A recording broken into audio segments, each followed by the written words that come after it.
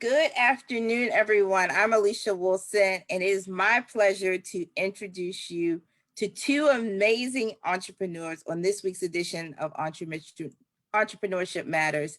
We are so pleased to have Carmalita March Harris and Brandon Wylie, third and second generation entrepreneurs, featured today with two of the most long-standing businesses in our country on this week's edition. So I'm going to invite both of them to come on camera for this week's edition of Entrepreneurship Matters, where we are going to talk about how both of them and their families have been able to really stand the test of time. We know that it takes undiluted passion, tremendous hard work, a lot of multiple failures to make it happen. And for these two individuals, it's really a pleasure to be here today. And I can't wait for this conversation. We started this 47 weeks ago at the urging of a young entrepreneur, Camry Moses, and she said people will be inspired by these conversations. And this is one which we already are getting comments in. People are so excited for this segment. Let me give you both of their bios, which I will not do justice to. And you'll see why when you hear this conversation, but they are tremendous leaders in each of their own right. Let me start with Brandon. Brandon Wylie is a native Baltimorean. He received his education at Baltimore City Public Schools, a graduate of Baltimore City College High School in 1997, went on to college where he graduated from Fayetteville Technical Community College with a degree in mortuary science, and because of that became the youngest licensed mortician in the state of Maryland and the third youngest ever in the country. He continued his education at the Morgan State University, where he graduated in 2003 with a Bachelor's of Science in Business Management. He has continued his education with a professional degree in entrepreneurship from Babson College in Boston, Massachusetts, and he graduated in 2019 with an MBA from the Johns Hopkins Carey School of Business.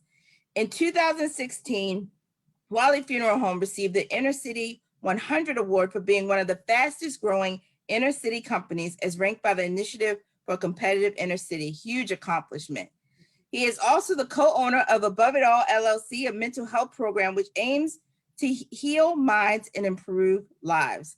He's the owner of Florida Ave. I know many of you remember his wife was on not too long ago, a floral boutique, which offers bouquets, flowers by the stem, and all sorts of worldly and wildly beautiful arrangements. He is also the co-founder of the Wylie's Foundation, Wishing Well, which grants wishes to children with cancer between the ages of 1 and 18, and a member of the Goldman Sachs 10,000 Small Business, honored by the BBJ in 2019, longtime member of the Living Legacy Foundation, and also a member of the Baltimore Alumni Chapter of Kappa Alpha Psi Fraternity Incorporated, and has a little guy named Beckham, Matthew Wylie, who that'll be the third generation. So welcome, Brandon. It is a pleasure to have you on today. I'm so excited to have a conversation with you.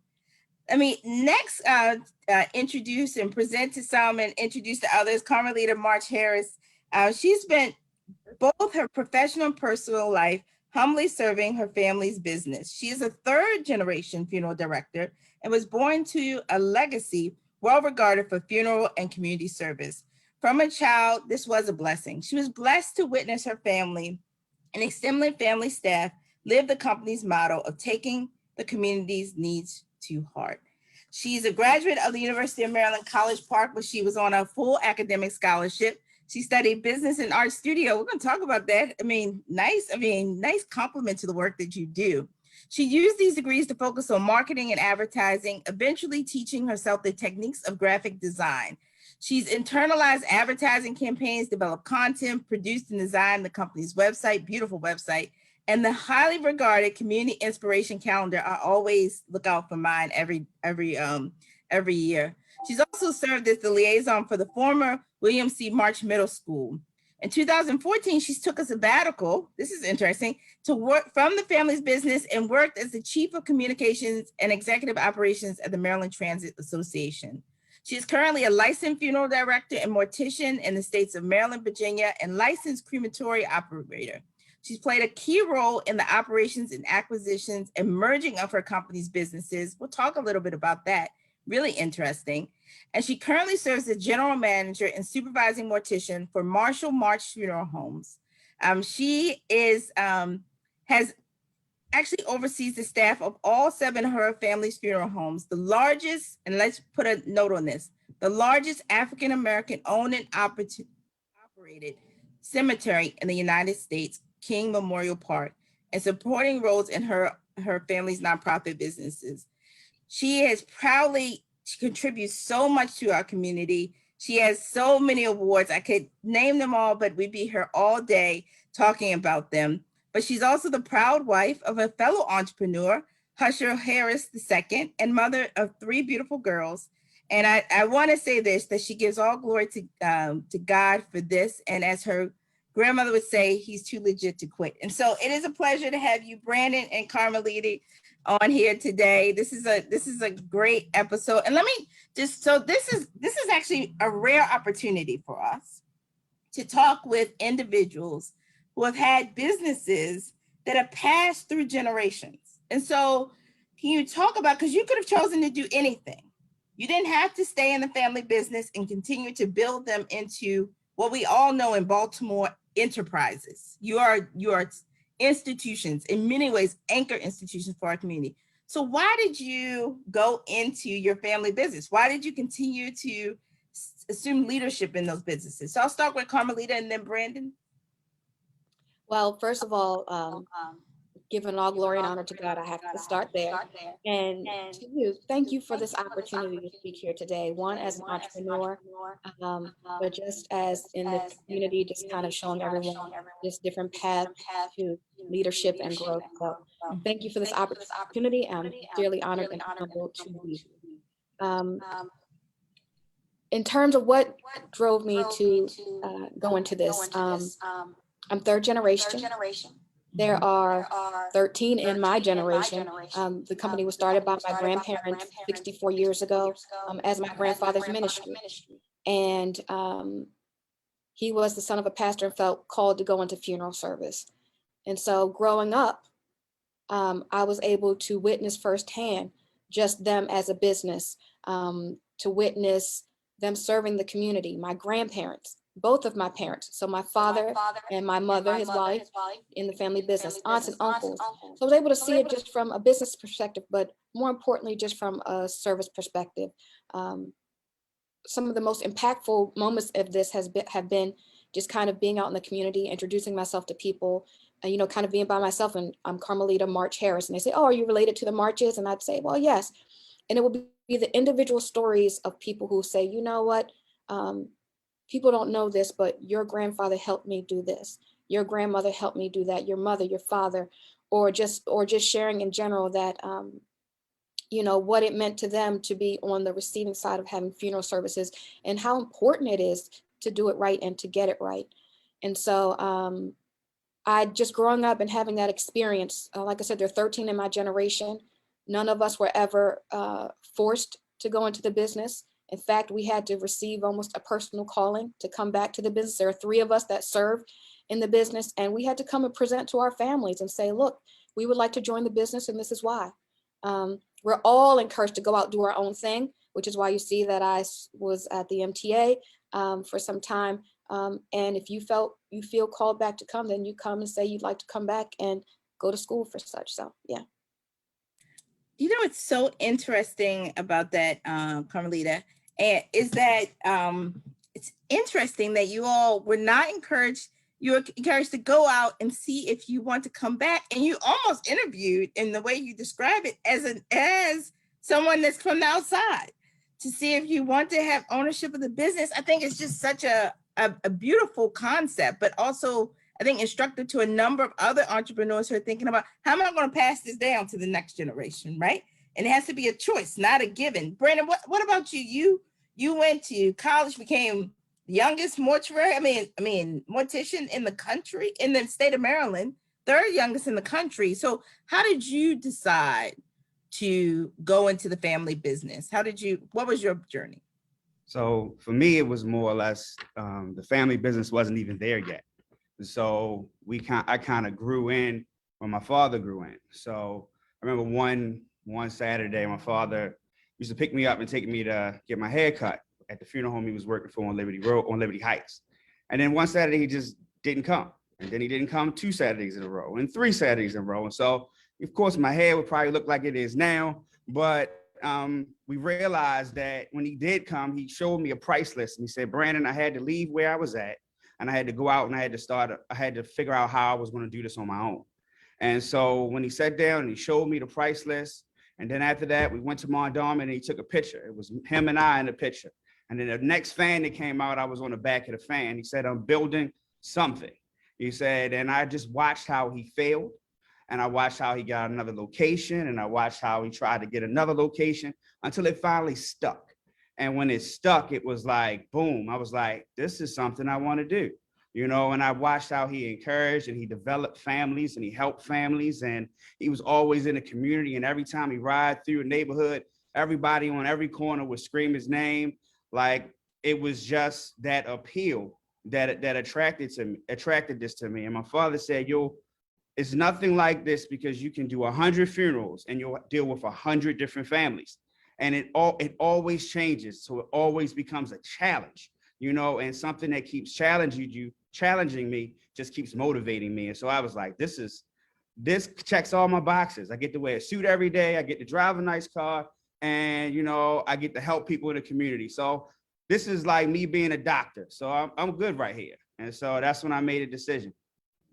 So hold on. So how old were you when your dad and you take a picture and then your face is up? Wow. How old were you at that point? I was leaving the 8th grade, going to the 9th grade at City. So like 1993. Wow. Yes, Wow. Wow. Yes, Well, ma'am. I mean, it's probably like thrilling to watch your family build something, right? Yeah, You see your absolutely. father, Carmalita, you see your parents, your grandparents building something, right? Huge. I mean, you couldn't have imagined. So take me through that. You all are positioned very different than other entrepreneurs. That's why this is such a rich conversation. Take us through, how did you see the business grow over time? I'll start with you, Brandon. You talked about your father, taking you see the business grow, you seeing it. What were your observations about how your father positioned your business to be able to have you now as CEO? Because that wasn't a given. It's not a given business. Not a given. And just yeah. So what did you go through? Just to bounce off of Carmalita as well, it was always a choice though. It wasn't a force. Like, we used to see other families, and me and Carmen used to go to these funeral directors conventions each year. And that was probably, we were socialized there, and we hear all these horror stories about how, man, my dad forced me to do this, or my mom forced me to do that, but to really be in the business and understand, and then realize how important it is just to have one car. And he had to take this one car, and that was the car we went to the movies in. That was the car he led funerals in, and that was the same car he went and picked up removals in. So we did everything out of this one vehicle, and it's just watching him grow. And the most exciting thing was to finally get our own hearse and his own limousine, and he used to stand in front of it so proud. And it's just that every time we accomplished something, I was standing right there, so I could see the spirit, I can see the struggle. And just understanding that, that struggle, it always is there. It remains intact. And so from one funeral home to the next funeral home, to 2 limousines, to 3 limousines, just continue to expand by just people having that trust in you, to trust them with something that they care so much about in this world, and having lost that person, so it's definitely a benefit to watch how people and families in a community called Baltimore City just starts to trust you and believe in you and believe that you can accomplish the task of something that's so precious to them. That's amazing. Absolutely. I mean, I think you hit on so many points. You got to see the struggle and the wins in the business. And you just talked about like the richness of the pride. I mean, you gave me goosebumps talking about the pride that you have for seeing this business grow literally in front of your eyes. Carmalita, how about you? You got to see, I'm guessing you were you weren't even a twinkle in your daddy's eye, but then you come on the scene and you get to see this business grow. How did you take us through that journey? Well, I absolutely piggyback on everything that Brandon said. I have been able to kind of see it as the expansions have happened, the wins and the losses and things of that nature. But one thing I was blessed to have is kind of a confidence behind it, because I was told growing up about a certain level of the beginning struggles, the not being able to get the apprentices and working for free. And my grandfather, pretty much working 24 hours a day, where he worked in the post office at night, slept for 2 hours, did the funeral home during the day, and to see the work behind it. And then to grow up in my household where both of my parents were funeral directors in the business, and to see how they kind of balanced the work-life balance of home felt like home. But to know how hard they worked, they were going to the events, they were doing the funerals, they were handling the business operations of things. So you all see the funeral operations, but there's an entire business operation that has to happen behind the scenes. And growing up, I was able to feel like a kid, still experience the event because they took me to the events. I was able to see the different services as they were happening. They talked to me, they exposed me to the different levels on an appropriate age level.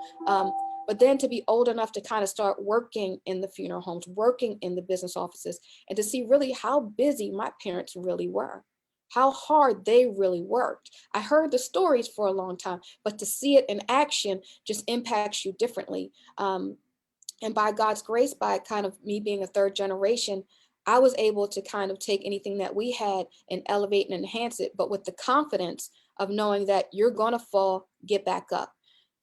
Relationships have been developed, so you just have to expand upon them. There's a foundation there, kind of expand upon it, and know that, now being a wife and a mother, helping to keep that work-life balance at home as well, so that my kids will always know how hard I work. They witness it firsthand, how hard mommy and daddy work. However, they're allowed to be kids and be home, and they're at the ribbon cuttings, and they're at the different events. They're learning how to speak to people. Hello, my name is, and, engage in conversations and build their own little relationships and things like that. And so it's really just important, just from a growth standpoint. I was able to kind of ride the balance between family, but seeing a corporation behind it, and kind of just expand upon it with the confidence of knowing that there have been wins, there have been losses. Dust yourself up, keep going, because what we're doing is too important to kind of just, this is hard work, and we get tired and you get discouraged. Just as an entrepreneur, period, you are constantly discouraged, and you kind of have to dust yourself off and keep going, because it's bigger than you and it's bigger than what you're doing. No, you're so right. And I want to jump on something you just talked about, and which was building the legacy, right?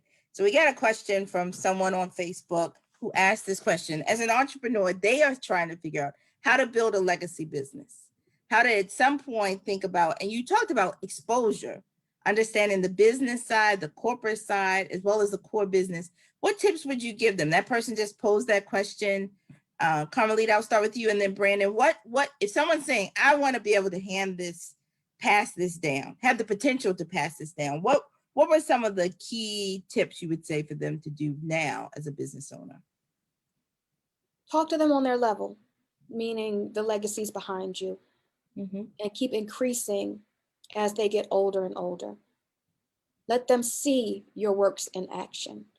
Let them see your success and your failures. Let them see the work that goes into it. Find the balance to make sure that they still get the warm and fuzzies of mommy and daddy. And let them know the importance. And as a parent, you kind of want to turn work off and turn home on, but you kind of have to bridge that gap a little bit and kind of ride that fence a little bit, because you don't want them to get to a certain age and they're starting from scratch. One, because the world's going to have an expectation that they come in already knowing, because mommy and daddy already know. So they kind of have to already know a few things, some of the basics just in general, but also that's what, multiple cultures do. They engage their children so that their children, if they choose, can can be kind of at an elevated level of knowledge behind the intricacies of running a business and things of that nature. You can benefit your children. Just let them see the little things about running a business. And if you'll know the child that grabs onto it and the child that doesn't.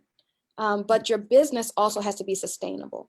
You have to have a business and a business model that is able to adapt, it's able to evolve, and it's able to kind of grow as industry changes, the world changes, pandemics arise, things of that nature. It has to be a true business model and a business that you are personally ready to innovate, and you teach your children to kind of innovate and evolve and grow and diversify and enhance and things of that nature. Mm-hmm. Absolutely. Brandon, what would you say? How do you, what are the tips you would give? Such great pearls, Carmalita, too. Absolutely. Great pearls. Just like I would say Carmalita is 3 of 13, as we heard. You know, for me, I'm 1 of 3. You know, so it comes at there are their advantages and their disadvantages, but sometimes it's difficult to get all the children on board at the same time. You know, all the legacies involved at the same time. And some people leave, some people come back. You know, some people never come at all. You know, and just to have that steadfastness and being willing to grow with the company and having the company have space to grow. That keeps the legacy engaged, keeping them around and letting them know and talking to them, inferring with them as the leader of the brand. You know, take on their opinions, listen to what they have to say, understand what some ideas that they may have that may be willing to push the company forward. A lot of time when you have people that create businesses and are strict entrepreneurs, they can't take advice from anybody, especially not their children.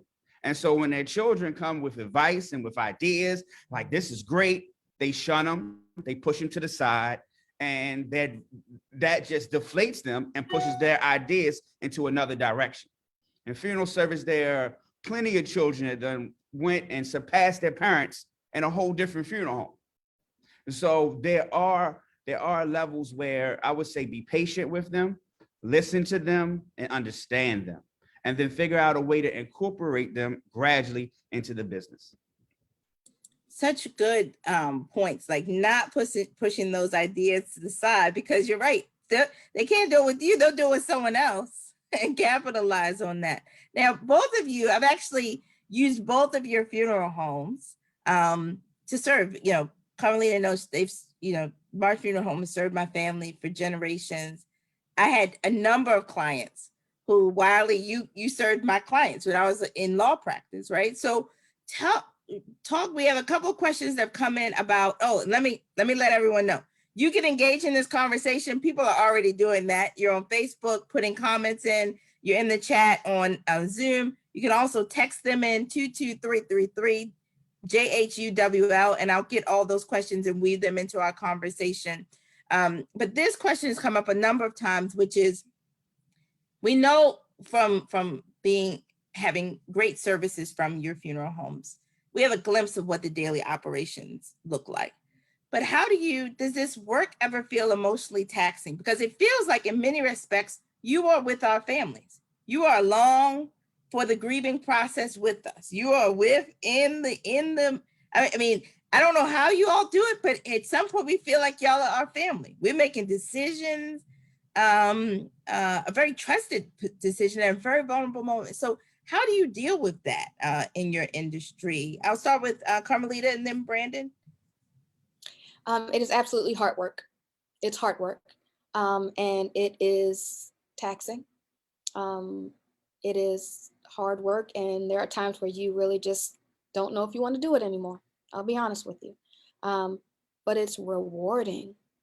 It is really rewarding, because at the end of the day, you really know that you legitimately helped somebody that was probably the hardest time in their life, and you almost feel selfish to an extent, because you understand how hard it is for this person, but you feel like you did your one part in that to help them to grow, and to help them to heal and to do their best to be whole and their new normal that they have. So whether it be through bereavement, counseling and things of that nature, but just being organized, helping them to understand just the creating of the event of the funeral, and just knowing that they can trust their loved one who can't speak for themselves at this time with you and your care. So that honestly is enough to make you just kind of shake it off and keep going, because what we do is important, and it matters if we do it right or if we do it wrong. Both have extreme impacts on the individual families we're serving and then the community at large. And so just as any entrepreneur, there are times where you just get tired and you just wonder if it's worth it. And then you shake yourself off and you keep moving. Absolutely. How about you, Brandon? How do you? I would say for me, it's been more of a evolution, So when me and my father were together, it was me and my father were working, And so even when we're out and we're doing something, we're working. So when you get a death call, or when someone calls you and tells you that loved one has passed, it was me and him, and we would just go out, make the removals. We would go to the house. We would care. It didn't matter what time of night. And so for me, it was more my normal. So certain things or certain events had to take place for people say you don't get emotionally attached, or you don't. No, I love all these people. They're all my families, and I deal with them. And, this is what I wanted. I wanted to be able to know these people in this intimate way, doing this while I'm serving their family, And so as time progressed, I did notice that sometimes you could be a little, what they say, desensitized in a sense, about death, but you never get desensitized about the emotion of the loss. You never separate yourself from the emotion that the family is feeling. There's no separation there, because once you have experienced death, you automatically can relate to death. And once you have that relationship with death, having lost someone, it makes it almost just like a conversation. Like, we on your sofa, we at home, we're talking about this, and we're going to celebrate your loved one to this point, to this level, whatever you choose to do and how you choose to celebrate them. So to me, I just love what I'm doing. It's just like a psychiatrist on a couch, just sit up here, talk to me, and we're going to work it out, and we're going to make whatever happen.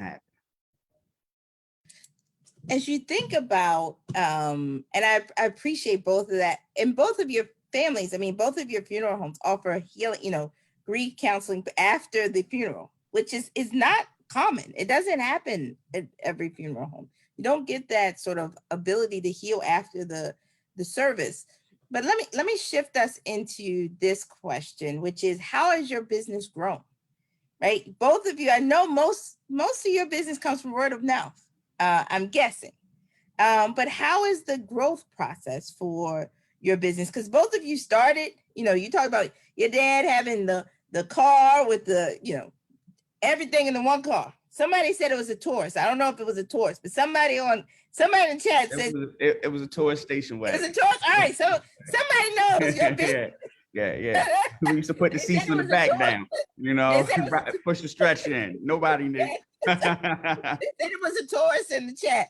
So how did you go about building the business? I'll start with you, Brandon. How have you been able to have multiple locations, many limousines, many hearses, just expansion of the business? How have you all been able to do that? It all starts with, like I said from the beginning, it's about the people you serve, and the people you serve push you into different areas and push you to grow. The more they call, the more they trust you, the more they allow you to serve their families on a continuous basis over time. It becomes generational. And so, hey, you have people to say, man, I love to use your services, but your building's not big enough. Okay. So what we going to do, Daddy? We're going to build a building. So we go out, hey, Brandon, I love to use your services, but you're not in Baltimore County. Okay, let's move to Baltimore County. Well, your little funeral home on Gilmore Street just not cutting it anymore. Okay, let's build one on Mount Street. That's the same size as Liberty Road. Okay, well, so people drive you, making sure that you want to serve those families and serve them at the level that they should be served at. They drive you and push the business into different areas. And as a funeral director, you direct funerals. You want to make sure that you have the technology available for them, all the amenities that they need, and have all those things. Especially when COVID hit, it was just all about live streaming. How can we get the live streaming quickly? We were toying with the idea, but it never happened. But if the circumstances forced us down that to grow that way. And so Facebook, now we have live streaming through YouTube. You have to grow. And sometimes through that growth, it comes from the community. The community says, Brandon, Mr. Wylie, grow. Wylie Funeral Home, grow. And then what we do, we grow, and that's how it works. Fairly great advice for entrepreneurs listening, right? Listening to your customer base, growing with them. You could pay for that sort of market research to tell you where to grow, how to grow. Carmalita, how have you all grown? Because you've grown east, west, south, same as Wylie. So how have you all thought about that? Well, strategically, of course, and very much based on what Brandon's saying. You have to listen to your customers, what it is that would be helpful to them, and kind of taking the leap to faith, having strong business models behind, so that when you do grow, you can support that growth. You can fund that growth. We put a lot of our money back into our businesses. So people want to know, how come you're not driving this or the third? How come you guys don't live lavish? Because we put our money back into the business, very much so. But there's certain businesses also that, all businesses have to grow. Certain businesses grow by getting more customers. The reality of the death industry is that you can't create more customers. And so there's a market share. And so another aspect to think about this is diversifying either your business operations or the populations that you're serving. And so we, our funeral home started 928 East North Avenue. The funeral home was downstairs. My father, up to my brother, lived upstairs. And so we were able to also see the businesses as it grew. They were able to purchase and build a state-of-the-art funeral home in East Baltimore across the street on North Avenue. Revolutionary for any culture in funeral service during that time. From there, like he said, we need you in East and West Baltimore. So by God's grace, we were able to move to West Baltimore. And then from there, we went to Richmond, Virginia, and started as a new name in Richmond, Virginia, March Funeral Home. So it starts slow, and then you continue to build trust in the community, a reputation for yourself with having distinguishable services. And we've had King Memorial Park, which is now the largest Black owned and operated cemetery, but it's that reason it's beyond size that makes it the largest. It's about having Memorial Day services, having a Grand Chapel Mausoleum, having a scattering place for cremation services, which are now also changing the industry from burial to cremation. Ever evolving. So this is kind of like a timeline of things as they're happening. Other businesses that we had that we decided that we may not want to focus on those, but focus more on this. We acquired Marshall's Funeral Home in DC, which was in DC and Suitland, and kind of bridged that gap. But also, as you kind of see the industry changing, and burials are becoming less and cremations are becoming more. So we started a funeral home in Laurel, Maryland, has a crematory on site, and have been able to not only just diversify our operations with that, but also the populations that we serve. We're able to become, just through our types of services, our brand of service, our bedside manner and our customer service, we now are kind of a funeral home of choice in that area for a lot of the Hindu, Buddhist, Sikh, international type communities. And so that's just from a funeral side. Also diversifying your operations also. And we have the March Life Tribute Center concepts as well. And so in the Windsor Mill, Randallstown area, we kind of did the March Life Tribute Center. People are like, we don't know what that is. It's about paying tribute to all of life's events. So whether it be coming from a funeral home and having a repast facility there in the location, or we host weddings there, birthday parties, baptism, different life events, evolving so that you're able to offer the things that would make it easier, more convenient for people to kind of, and serving, you know, filling in the gaps for things that are needed in the communities that you serve. I think both of you just have like demonstrated how you grow, how you can expand and be thoughtful about the shifts. And one of the shifts, I told Carmalita I was going to mention this. I think I came to a funeral 2 weeks before COVID. So 2 weeks before March 13th. And I took Carmalita to the side and I said, Carmalita, I'm on calls at Hopkins and this thing is real. Y'all need to go to the store. It's going to shift your business. You're going to care for people differently. And it's going to be for a longer duration than most people anticipate. And Carmelita's like, I'm big and we have this question that came into the chat. So I wanted to go here. She'll shift us to this COVID. So how did both of your businesses shift during COVID? How did you anticipate or deal with the things that you did not anticipate? So I'll start with Carmelita and then Brandon. I'm forever grateful for that conversation that we had. You pulled me to the side and whispered those nuggets into my ear saying, this is real. We knew it was real. I mean, we're in funeral service. So we knew that this disease was coming and how that it was powerful. And then of course, anytime you see more than 2 police cars or army vehicles running down the street, you think, oh no, they might lock down something. I'm not sure. But for you to come and say, look, it's going to happen. It's going to happen soon. I'm forever grateful for that. So thank you very much. That helped me personally. I was at the store that next morning when they opened and got all of my non-perishables. But just from a business standpoint, it was so invaluable because COVID, I think as a world, we're all going to have post-traumatic stress through the different levels of how we've had to deal with this. From a funeral home perspective, we had to really find out how we could serve our families, protect our families, protect ourselves, protect our homes, and protect our staff. And it was hard.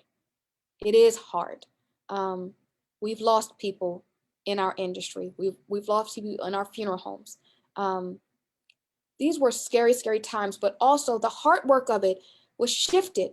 You're literally telling people you can't come to your loved one's service. One, because this person in the beginning may have died from COVID and we didn't know how to treat them safely and protect everyone involved. But also the mandates, only 10 people at a funeral. So how do you tell somebody who has 11 children that not all of them can attend? There were times where the state cemeteries would only allow 2 people in. And you're literally watching people hanging on the fences of the cemeteries, hoping they could catch a glimpse of their loved one's burial. Or telling people they could only identify their loved one in the beginning through a photograph if they died of COVID. Your staff being petrified, because they should be, of the potential exposure that they had and have to this. And just understanding from an operational standpoint, a sustainability, a health and human services, and an emotional standpoint, how to keep moving forward, because we had a very important job in this pandemic. And so we're all kind of still in it, still elevated and still really trying to figure a lot of things out. And it feels good to kind of come to a sense of normalcy where you can kind of not cringe when you see groups gathering for the funeral or sitting next to each other, hugging each other at a funeral. You're like, how could you hug her at a funeral at one point in time? It feels good to start to kind of get to that sense of normalcy, because it was not natural for a long time. And to remove that emotional aspect from the funeral service was detrimental on so many levels. you bring up so many points that I think a lot of us would have had a blind spot of how you all as business owners and your industry, your staff, and how you even have to counsel people.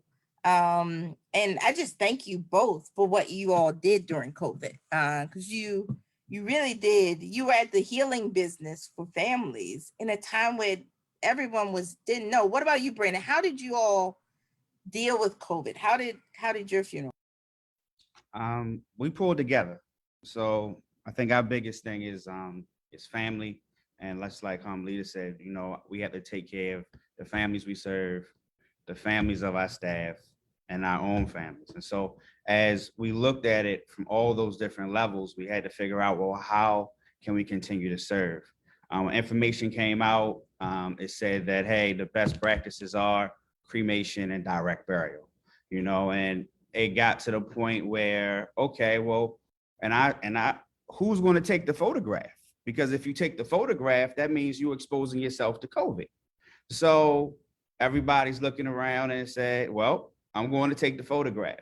And so it got to the point where I took so many photographs that we had to figure out, how can we continue to celebrate people's lives to give them some type of normal, because it was so many different hypotheses about how can you embalm, how can you present someone's loved one. And, so what do we do? I got tired of looking at Nana and Pop and taking pictures of them and realizing that their family couldn't have that experience that I was having. And so I felt like it was a lonely road, especially for these families that couldn't see them for months at a time in nursing facilities and hospitals. And now I'm going to tell them that they can't even see them. And the best thing I can do for them is a picture. No, that's not going to work. So, we went in, myself and Devin, and we said, hey, we're going to figure this out. And we practiced embalming, and we practiced preparation, and we created all these safety protocols so that we can actually embalm properly and actually make our staff feel comfortable embalming again as well. And then making the families feel comfortable coming into the funeral home. And then when they come into the funeral home, we work with Crystal, who's director of operations, and Taverla, and we work to figure out how can we create a drive-through. They do this in California all the time. So why can't we do this here? And so my father was like, you can't put people in the lobby. I said, Dad, this is our only option. We got to work with me here. And again, that's where you talk about the generations telling you like, hey, this isn't cool because this is not how it was.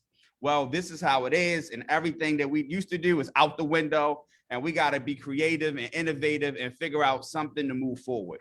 So we had drive-throughs. We had flower setups and caskets in our lobby and our hallway.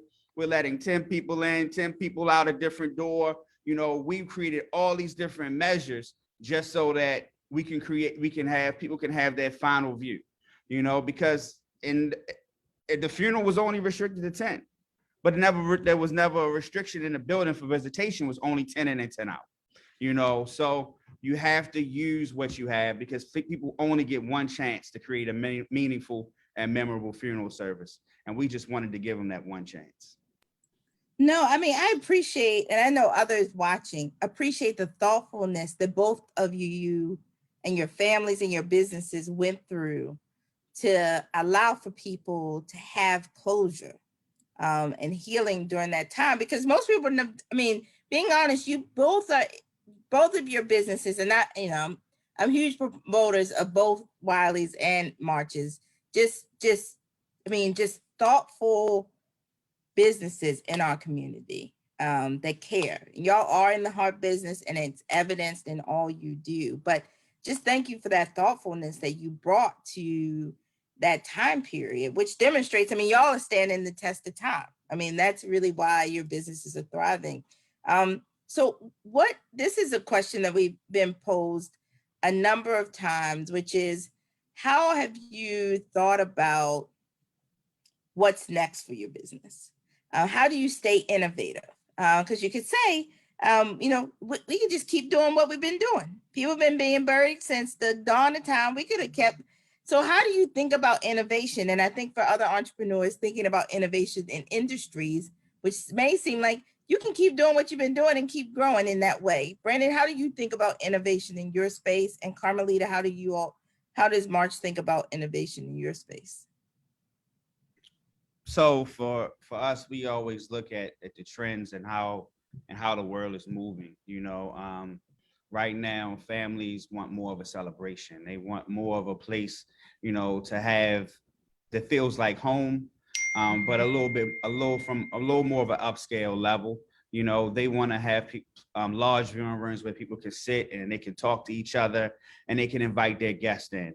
So you watch all of the trends. Cremation is a huge trend, but just because sometimes it gets lost in transition because, oh, don't do nothing with me, just cremate me. You hear it all the time, but in a sense, you don't really get to celebrate the person's life. Like, what did they do? What goals had they accomplished? What things do they like? Those are the memories that endure past the funeral. And that's what the funeral celebration or the memorial service creates. It creates those enduring memories that you can remember forever. And then you take those memorabilia from those moments and you hold them, and they're not just as a grief concept, but of how you overcome your grief, but really how you celebrate your loved one and you remember them and what you think about here. And so you just innovate to try to continue to celebrate. And that's a big piece of it. You look to other businesses that you can parallel to your business. The marches, they have the cemetery. For us, we had an opportunity for a flower shop. So there's Fleurs de Vie. You look at different businesses that can help continue to celebrate lives. Like Carmalita and myself, we've been carrying flowers in and out of churches for over 20 or 30 years. We might as well start to understand how you create this beauty that we've been carrying for all these years, so you innovate through expanding and looking at the services that you can offer other families. That's how you grow the business and you continue keeping the curve and making it around and not letting it plateau. I mean, just good nuggets of like all of the supply chain that's in your business. You can own parts of that supply chain, the flowers that are going on absolutely. Carmelita, how do you all think about it? 100% what Brandon said. It's about adapting. It's about diversifying. It's about remaining innovative. One thing I will say is the DMV area. I hold us to almost one of the highest regards of funeral service in the United States, period. I think our region are innovators in this industry, and I'm proud to be amongst a lot of the strong families, the Wylies and whatnot in this area. So we kind of look to each other, and I think we do a good job of kind of building upon what each other is doing. Like we really keep taking things to another level, just as our family, particularly the Wylie family. We look at each other and what we're doing, and we just keep building and elevating, not competitively in any sense. Sincerely, that's my brother standing over there right now. Like there's a fraternity, sorority amongst us, just even, first of all, being funeral directors' kids, but being those that also come into it for themselves and they're standing on their own 2 feet.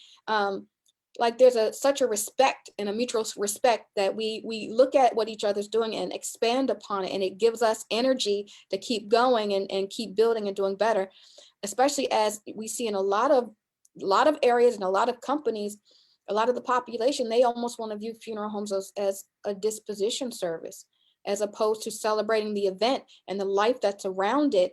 And for us to kind of keep reminding people not to do that, not because you want to sell them something. We're not car salesmen or anything like that. We're not trying to sell anybody anything, but for your healing, it's important that you celebrate that life. So if someone says, look, they said just cremate me, I always say, that's fine, we're here for that. Please make sure that you all do something for that person. Have Sunday dinner in their honor. Do something, because the moment that funerals become just a disposition service, we will not heal and we will not grow on to celebrate those lives. So we have to remain innovative. We have to listen to our guts and what our families are telling us are helpful, and we need to diversify. We need to be stronger, but also just see what other businesses are doing, like he said, that are helping them to sustain and grow bigger. Our supply chains and things of that nature. How can we, still support those other mom and pops that have helped us to be who we are, but maybe even enhance upon them, help them to grow, work together, collaborate, those kind of a thing. Absolutely. I mean, I think, again, we've received this comment a couple times in the comments, so I'm gonna give you your flowers now, which is people thanking you both for being compassionate, essential workers during this pandemic, and for your thoughtfulness, both of you. And folks said, you must be like PKs or preachers' kids, both of you.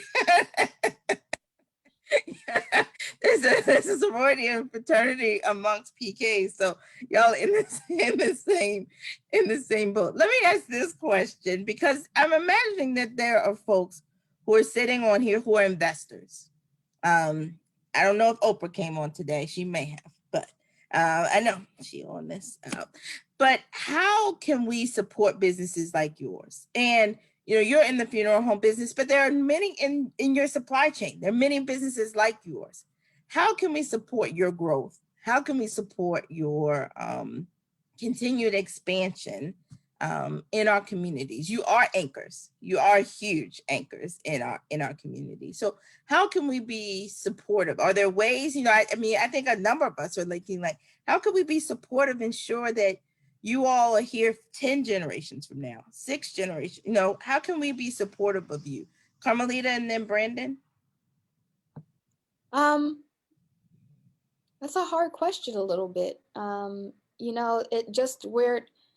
Because I think we view ourselves kind of as community servants, but we also view ourselves, we have to operate like a corporation, and we kind of have to find the balance between the two. We're a family business, but a corporation, you have to kind of find the balance between the two. And so one of the main things is kind of, just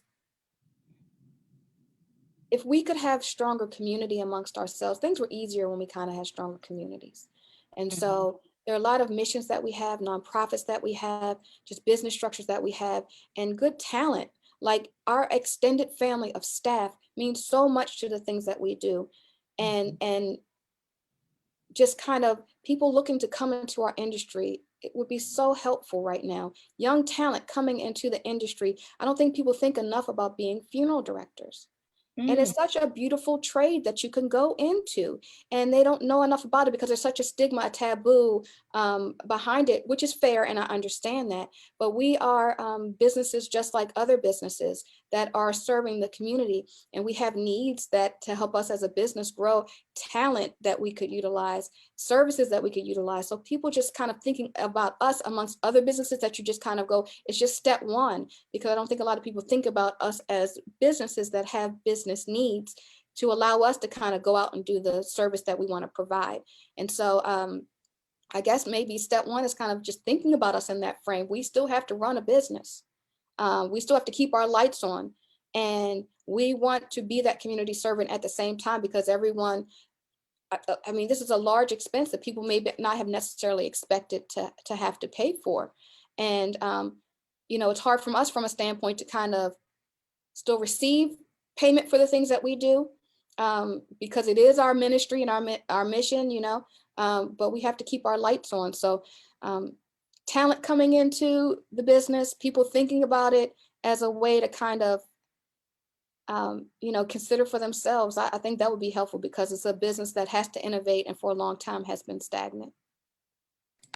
Really great points. I mean, thinking about his vocation, I think you're just spot on. Brandon, what would you say?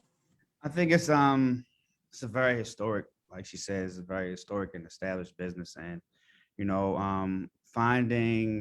finding help is a real task, and people being interested in becoming a funeral director or a mortician or an embalmer, those are like skills as old as the Egyptians, really, and so just to understand that those techniques, it's very interesting to people to hear, but not so much interesting for people to commit to or to do.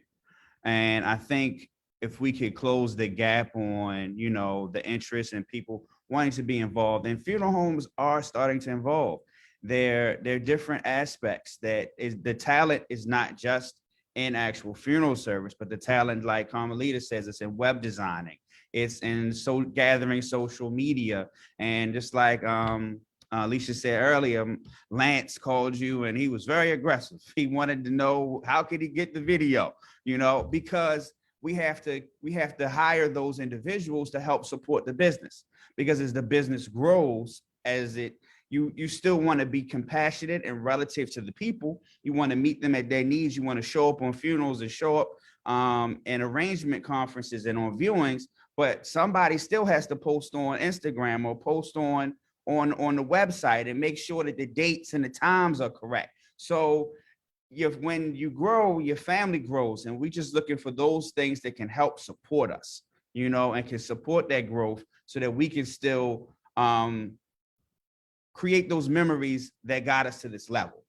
Because getting us to this level didn't come from the webcast. Getting us to this level came from Mr. Wylie and Mr. March showing up on your funeral, or showing up, knocking on your door and doing your arrangements at your house. This is how you get to this level. So you want to still maintain those aspects, but there's also aspects of growth that you also have to maintain as well. Oh, I think and, you know, Lance is my new friend, and Lance, you're not aggressive. You're persistent, and I have a bunch of Lances on my team, so I everybody needs a Lance on their team. I agree. I think your point of honoring the old, being innovative about the new, not losing those segments of your business that made y'all great, right? That's what built you, as you just said. That's what built you, both of these, you as institutions. Let me close. We ran out of time, and I this is my fault because I got so into this conversation. I just ran out of time. Let me give you both this opportunity to tell us what's next. What's the next big thing for your business? And how can we be supportive? And also, could you weave in there how people can get in contact with you, so if they need you for services? So Brandon, and then Carmalita. So the next thing is for us is just to find a new normal. Just coming out of COVID, learning what we are going to keep and learning what things are going to go, and listening to what the government and the state and everyone, all the different information that's out here, and trying to just find our best road forward. So I think just like any business right now, we're trying to figure out what's the new normal come Labor Day or September the 4th, September, end of Labor Day. You know, so we just want to know what the new normal is and how is it going to look, and how can we continue to serve our families in the future. That's our next step, just planning. And of course, you can reach me at Wylie Gold on Instagram, Wylie Funeral Homes on Instagram and Facebook. You can call us. You can look at us on the website, wyliefh.com. We're available. You can Google us. You know. Excellent. So we're here, and if anybody needs any help, any type of questions, feel free to shoot the DM at Wylie Gold on Instagram, and I'll help you with anything you may need. Thank you. And thank you for this opportunity. Thank you for coming. Our pleasure. Yes, ma'am. Absolutely. Yeah.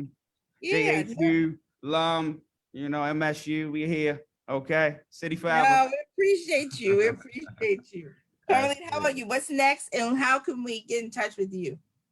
I'll speak quickly, looking at the clock, but very much what Brandon said, coming back to a new normal. What are the things that we're going to keep? What are the things that we're going to expand upon? But at the same time, not losing the momentum that we had leading into the pandemic, continuing to develop the brand of the March Life Tribute Centers as tributing, a tribute to life's events, continuing to just listen to the different cultures that are in the DC market, and then very much in Richmond, Virginia, and then continuing to learn and expand upon the different cultures that we're serving, with the Hindu, Buddhist, Sikh, and international. Like that's a very big part of what we're just respectively appreciating and growing in. So cremation is changing things, burials are changing things, and just growing. So I said that as a quick blurb of things that we're looking to do. We can be reached at any of our funeral home websites, whether it be March FH for March Funeral Homes, March Life Tribute Centers, Marshall March Funeral Home, King Memorial Park Cemetery, Roberta's House Grief and Loss Center, you know, all those different ways. Call any of those funeral homes, ask for Miss March, the younger one, they'll get in touch with me. 24 hours a day, 7 days a week. That's one thing we did not speak about, just being an entrepreneur in general, 24 hours, 24/7. Absolutely. Absolutely. It has been a pure joy. My prayer is that your businesses continue to thrive. We're praying this 10th generation and more for both of your businesses. It's been a true pleasure. All in your chat as well as on Facebook, you have all the information. So please continue to support them. Let me close us out. This is the last installment of the season, but we'll be taking a short break. We'll be back on July 15th at 1 o'clock with Heather Lyons of Baltimore Therapy Group and India Sims of the Haven Center for Therapy and Wellness. You do not want to miss them, but we're going to take a break until July 15th. Please follow us on JH Connects on Instagram, Twitter, and Facebook. Email us feedback, jhconnects@jhu.edu.